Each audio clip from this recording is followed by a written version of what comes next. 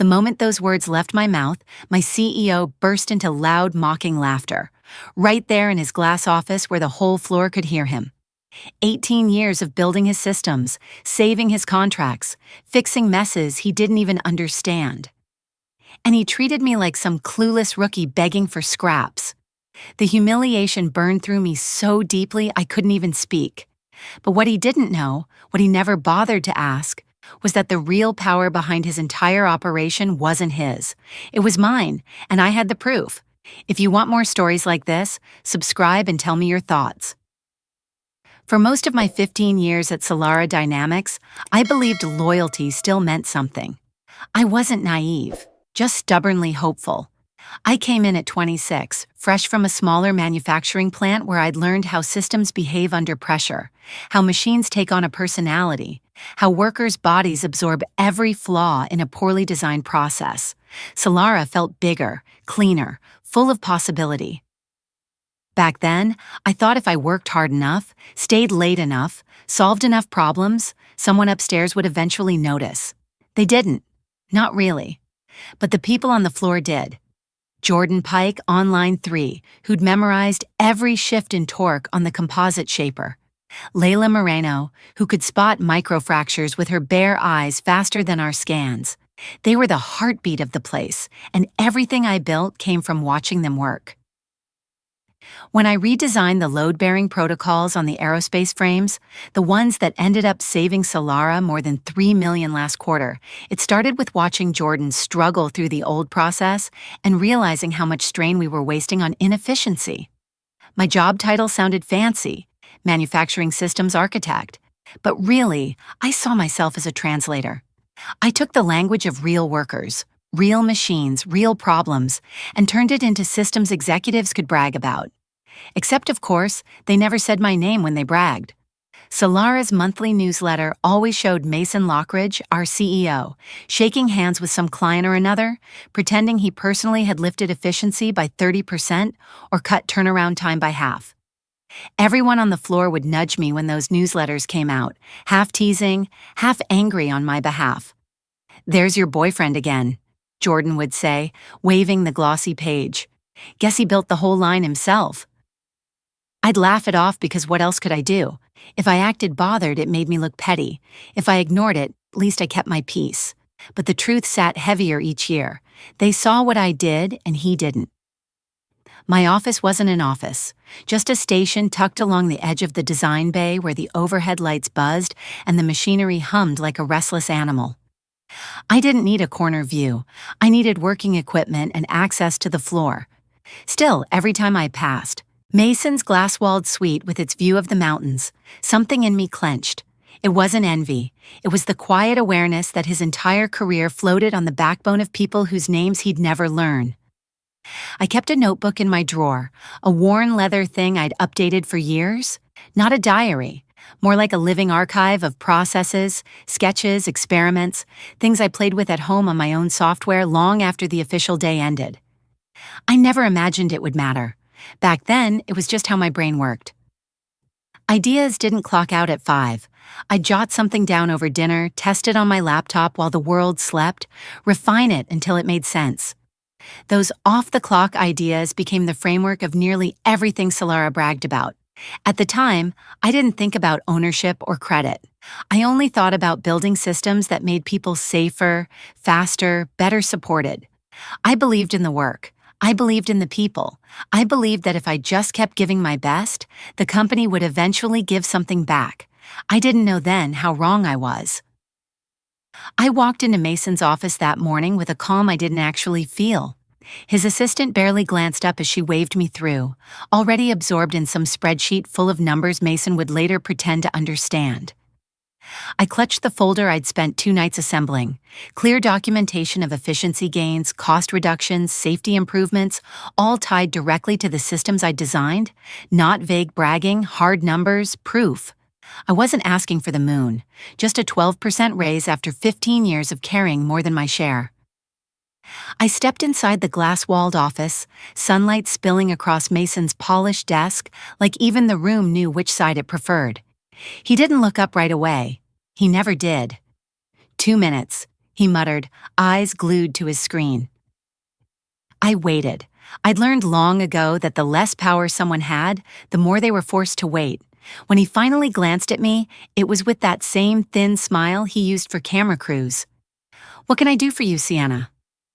I laid the folder on his desk. "I'd like to discuss a compensation adjustment." For half a second, his expression didn't change.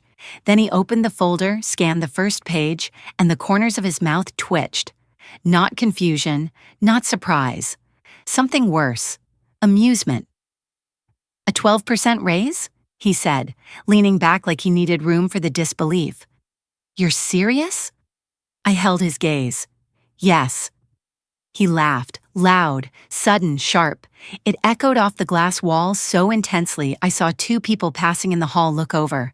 Heat crawled up my neck, but I stayed still. Mason wiped the corner of his eye like he was wiping away tears of joy. "God, that's adorable," he said, flipping through the pages like they were a children's book. "You really think these tweaks justify that kind of increase?" "Those tweaks saved the company $3.4 million last quarter," I said quietly. "And the risk mitigation plan I built for the Horizon contract?" He cut me off with a dismissive wave. "Sienna, your support staff." The words hit harder than the laughter. Support staff. I designed the systems his contracts depended on. I kept the plant functioning through every breakdown, every supply chain nightmare, every emergency reroute. And yet here he was, telling me I was no different than a replaceable cog. Mason leaned back, lacing his fingers behind his head. "You do good work, but you're not driving revenue. You're not the face clients see. The board barely knows you." "They know the numbers," I said. "They know the improvements." He shrugged. "Numbers come from strategy, leadership, vision." "From implementation," I corrected, "and design." "Look," he said, leaning forward again, voice softening like he was offering comfort to a child. "I know you've been here a long time. I appreciate that, but if you think you're worth more, feel free to test the market." My stomach dropped, not because I was afraid to leave, but because of how easily he said it. 15 years of my life, 15 years of building everything he took credit for, 15 years of staying late, fixing problems nobody else could solve, carrying more responsibility than my title acknowledged. And to him, it meant nothing. "That's all?" I asked. He smiled. "That's business." I closed the folder, sliding it back toward me. His eyes tracked the movement, but he didn't stop me. He thought the conversation was over. He thought I'd shrink, apologize, accept my place, but something had cracked inside me, and it wasn't fear, it was clarity. I stood up. "Thanks for clarifying where I stand," I said. Mason waved me off, already turning back to his computer. "Anytime," he said, like we'd just discussed a minor scheduling issue. I walked out of his office, past the employees who had heard his laughter, past the corridor where my reflection in the glass looked smaller than I felt. Something in me shifted with each step. I wasn't humiliated anymore. I was awake, and Mason had no idea, not a single clue, what that meant for him. I didn't go back to my station right away, not after that. I walked the long way around the design bay, letting the noise of the machines drown out the echo of Mason's laughter. I'd heard disrespect before, subtle, quiet, brushed off as misunderstanding, but this time was different. This time it snapped something clean in half.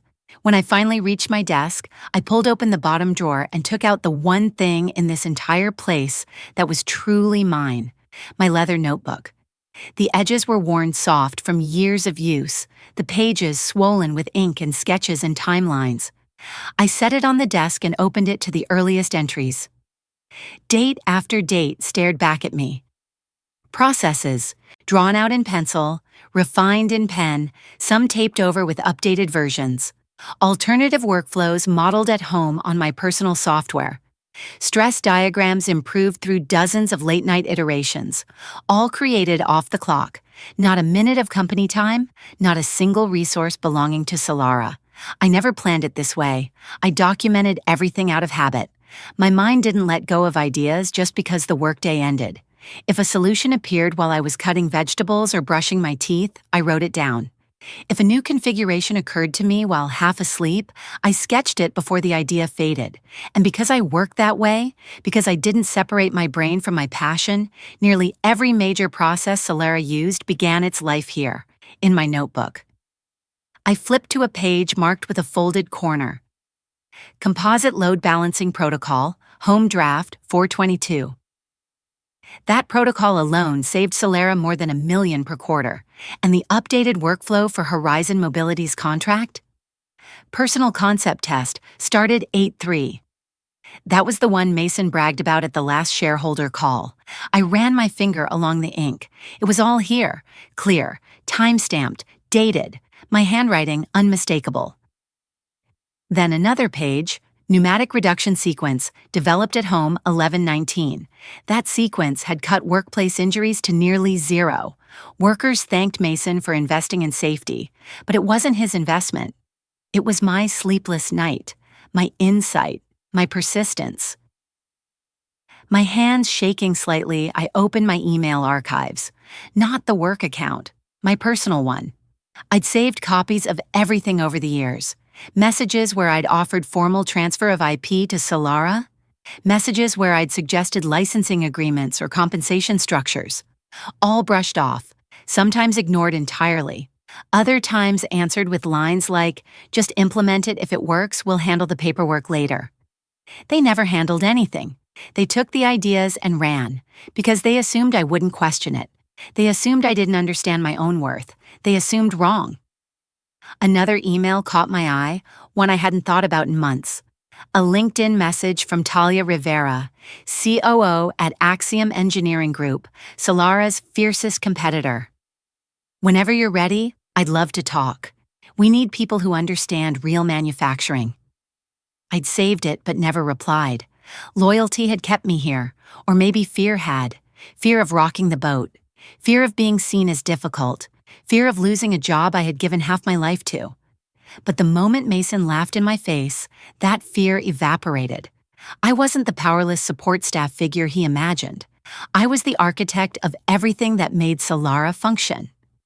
And sitting there in the hum of the design bay, surrounded by machines running on my work, I finally understood the truth.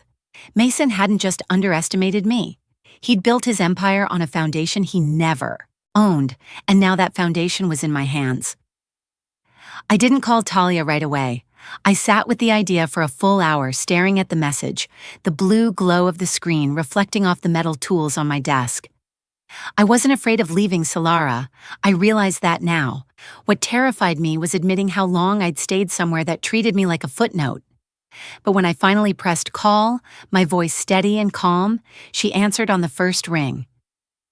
"Sienna Ward?" she said, like she'd been expecting this moment for years. "I'm ready to talk," I replied. "Tonight?" "Tonight," she said without hesitation. By the time I arrived at the restaurant, the sun had dipped behind the Phoenix skyline, leaving a warm gold haze over the city. Richardson's wasn't the sort of place I ever chose on my own. White tablecloths, dim lighting, the soft clink of expensive silverware. But Talia was already seated, posture straight, eyes sharp.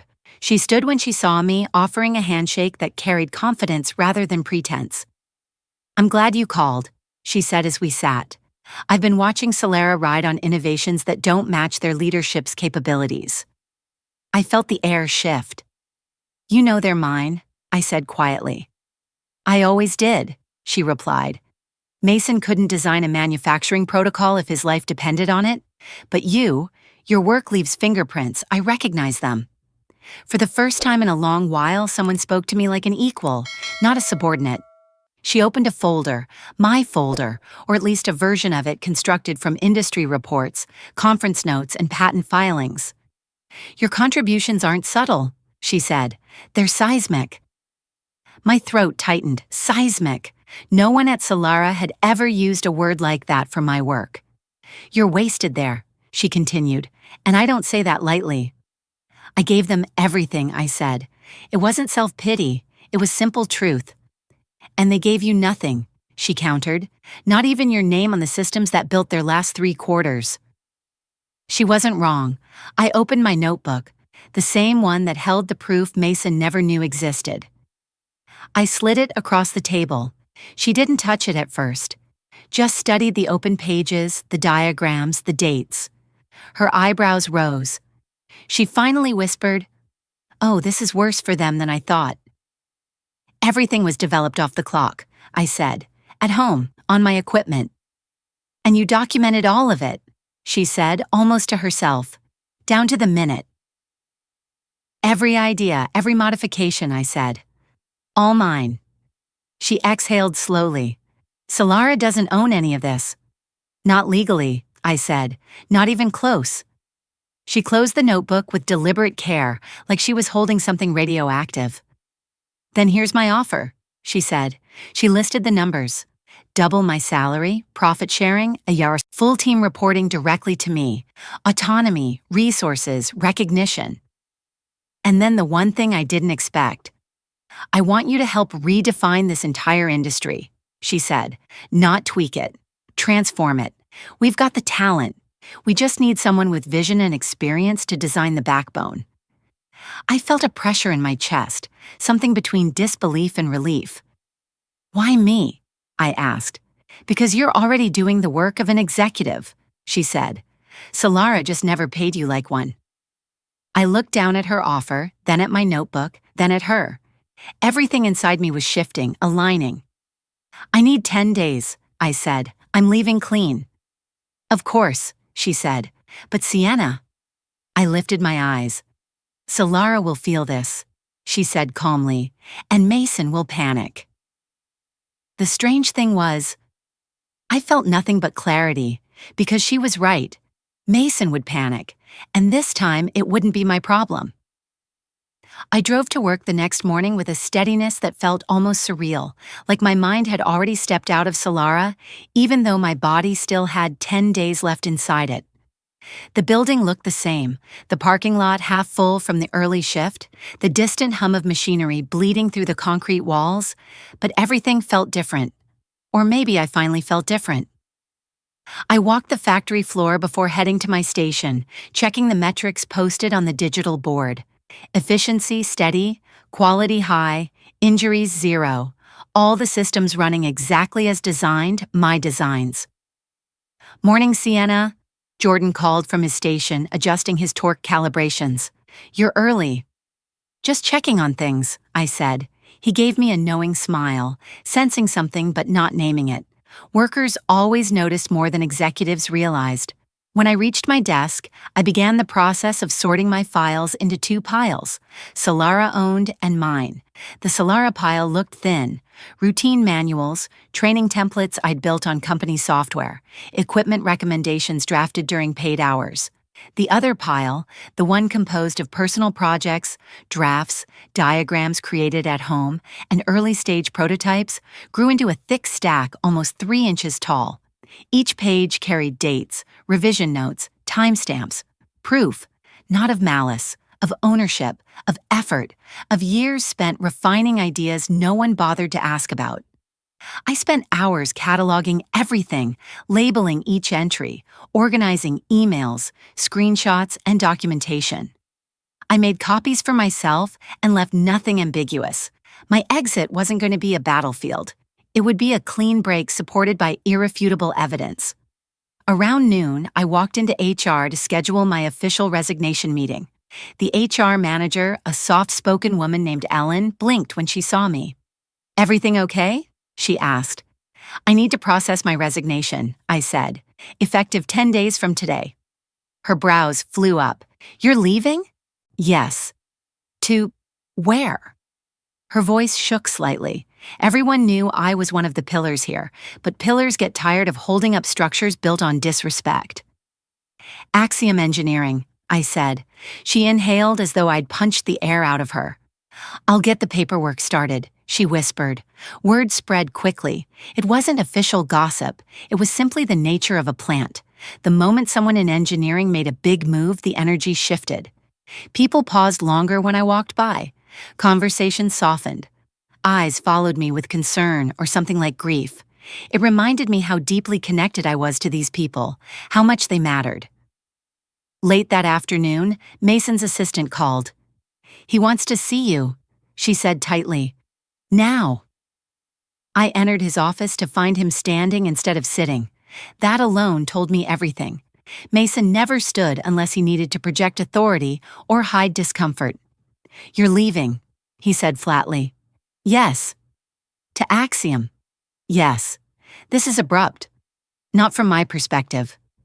He flinched slightly at that, then attempted a smile. "Let's discuss retention options. I'm sure we can find a number that satisfies you." "You laughed at my request yesterday," I said. "Laughed loudly enough for half the floor to hear." He waved a hand dismissively. "We all say things we don't mean." "You meant every word." Silence stretched taut between us. Then his voice hardened. "Do you understand the timing? We're in the final phase of negotiations with Horizon."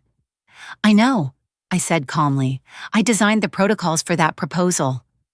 His jaw clenched. He knew exactly what that meant. "Sienna," he said, stepping closer, lowering his voice, "don't do something impulsive." "I'm not being impulsive," I said. "I'm making a decision you encouraged. Test the market, remember?" Color rose in his face. "If you walk out now, you're putting the company at risk." "I'm not putting it at risk," I corrected. "I just won't be the one holding it together anymore." His eyes flicked to my notebook on the table, my outward symbol of independence, and something like fear crossed his expression. He didn't know the details. He didn't understand the scope. But some part of him sensed what he'd taken for granted might no longer belong to him. 10 days, I said. "I'll transition everything properly, but after that, I'm gone." I turned to leave. His voice chased me. "You're making a mistake." I didn't bother responding, because the mistake was his, and deep down, he knew it. My first day at Axiom felt like stepping onto a different planet. The facility buzzed with purpose, not fear. People moved with confidence, not exhaustion. And for the first time in my entire career, I walked into a place where I wasn't invisible. Talia met me in the lobby, handed me a badge with my full title, Chief Systems Architect, and led me through a workspace built for people who were expected to think boldly, not quietly. My new team gathered around a long table in the engineering hub. 8 engineers, all sharp, all hungry, all curious. "We're not here to recreate Solara," I told them. "We're building something better." The room lit up with energy. Within days, we dove into redesigning every major process, with Axiom giving me an openness I'd never experienced. They didn't ask for small improvements, they asked for transformation, and I delivered.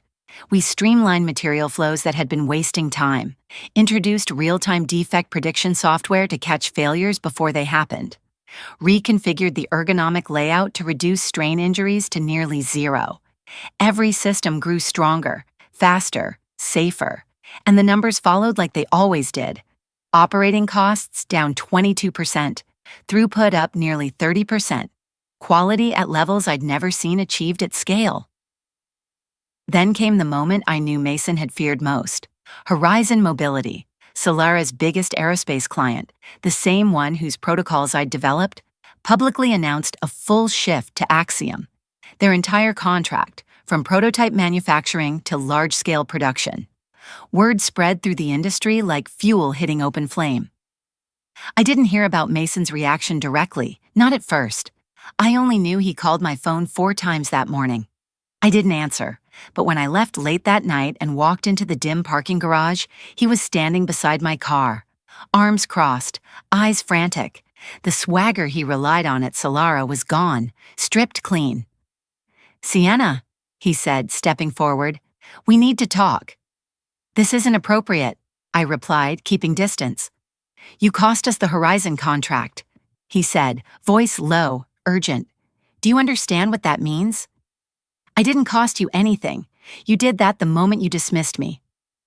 "Be reasonable," he snapped. "We can triple your salary, bring you back as an executive, whatever you want." I almost laughed. The same man who mocked my raise request was now begging, literally begging, because the consequences he never imagined had finally caught up to him. "It's too late," I said. "You don't own what you depended on. You never did." His face drained. People will think you stole from us. I developed every major system off the clock, I said. Documented, time-stamped. Not one acquisition form was filed. You used my work without owning it. He stepped closer. You're putting hundreds of jobs at risk. No, I said quietly. You put them at risk when you assumed I'd always stay. He sagged slightly, as if the truth had weight. Name your price, he whispered. There isn't one, I said. Not anymore.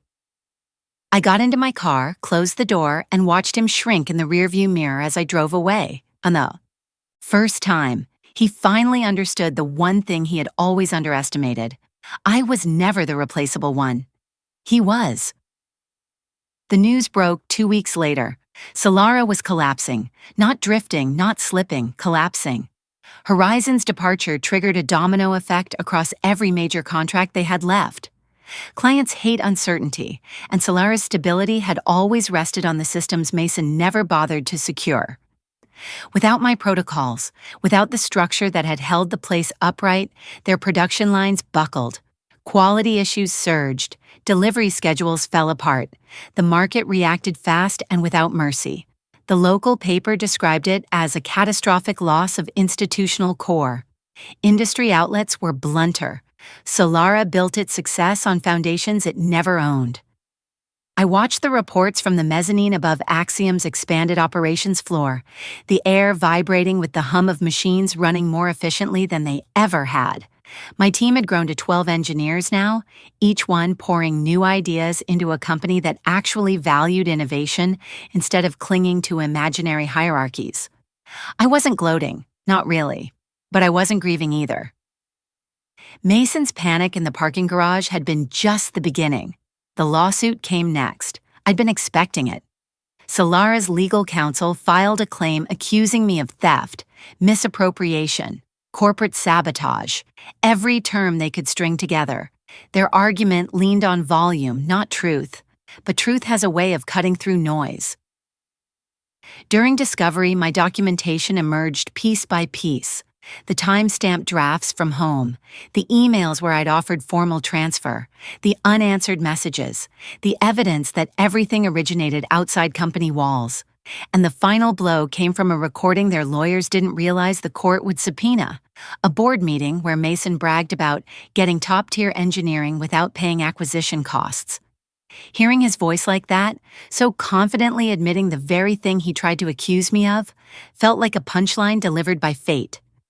The judge dismissed the case with prejudice. Solara ended up paying nearly $1 million in legal fees, money they didn't have. A week later, I got an unexpected visitor. Preston Voss, Solara's former attorney, stood in Axiom's lobby holding a cardboard box of his belongings. I was laid off, he said when I approached, part of the final cuts before the bankruptcy filing. I hadn't known they'd fallen that far. I'm sorry, I said honestly. He shook his head. I wanted to tell you something. The day you mentioned your personal projects in your exit interview, I warned Mason.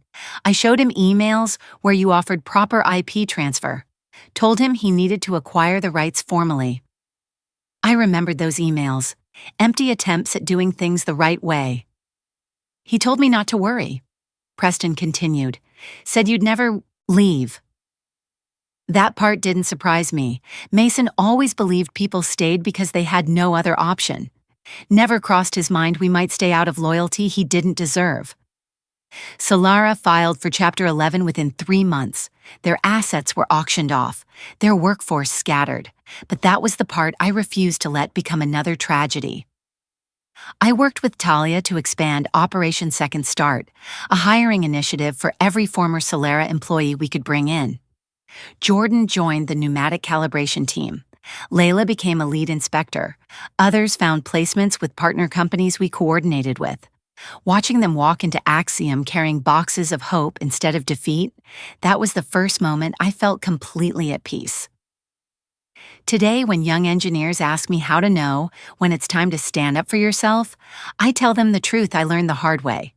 When the place you give your best doesn't see you, you don't shrink, you rise. And when someone laughs at your worth, you don't argue, You show them what happens when the person they underestimated finally walks away. Looking back, what stays with me isn't the lawsuit or the collapse of Solara. It's the quiet choices I made long before any of that happened. The late nights documenting every idea in my notebook. The habit of time-stamping drafts, saving emails, keeping my work precise even when no one was watching. I never thought of any of that as strength. I thought it was just how I survived the pace of the job. But when Mason laughed at me and the ground shifted beneath everything I believed in, it was those quiet habits that protected me. It's strange how power works. Sometimes it isn't loud or aggressive. Sometimes it lives in the small, steady things you do because they feel right. I didn't raise my voice. I didn't threaten him. I didn't burn the place down. I simply opened my notebook, and the truth was there. That's what I want people to understand. The strength you don't advertise can be the thing that saves you. Preparation isn't glamorous. Documentation isn't dramatic. But when disrespect hits you like a slap in a glass office and the world expects you to shrink, those little things become armor. If you're stuck somewhere that refuses to see your worth, don't wait for recognition to fall from the sky. Quietly build your foundation. Quietly collect your proof. Quietly prepare for the day you decide to walk away. Not out of rage, but out of clarity. And when that moment comes, you won't need to shout. You'll already know the truth of what you built.